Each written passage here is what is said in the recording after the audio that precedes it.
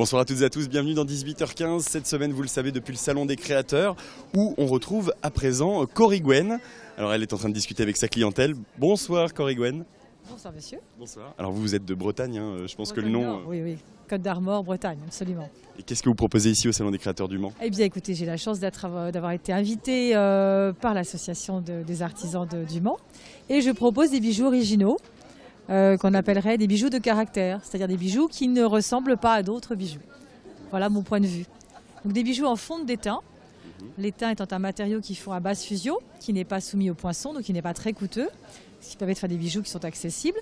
Ce sont des bijoux qui sont ce qu'on appelle fondus à cire perdue, c'est-à-dire que c'est une technique qui consiste à sculpter de la cire, la mouler, l'injecter pour ensuite en avoir un moule qui permet de réinjecter ensuite son travail un peu après à la finie, de façon à pouvoir ensuite le souder, le mettre en situation pour faire soit des becs-cheveux, soit des broches, soit des bagues, soit des ceintures, et le monter ensuite avec des pierres. D'accord. Donc voilà, donc mon travail consiste à enjoliver les femmes et à, par un produit unique, leur donner un air de fête ou un air différent. Qu'est-ce que vous préférez alors, faire et le rendu?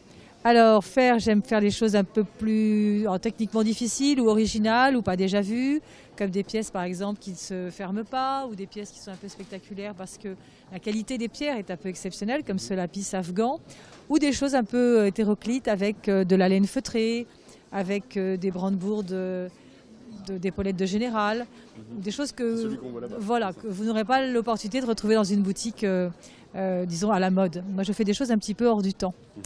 Un peu à l'égide de ma muse, qui était Cory Gwen, qui est la déesse des arts et de la magie chez les Celtes, donc un personnage mythologique. Donc je fais des choses qui, j'espère, sortent de l'ordinaire.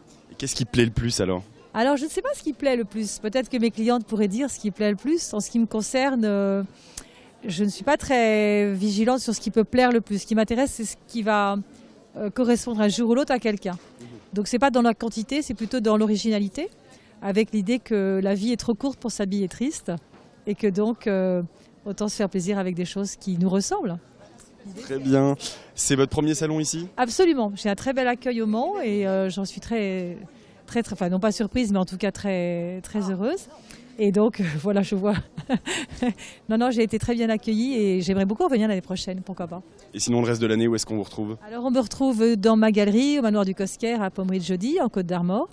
Et puis sur les salons de métiers d'art comme celui de Nantes, Sabriac, Saint-Malo, Brest, dans tout le Grand Ouest. Voilà. Mais sinon, on peut me trouver sur www.corygwen.com, absolument. Parfait. Merci beaucoup. En tout cas. Merci. Et c'est la fin de ce petit 18h15. Dans un instant, c'est la rétro de l'année.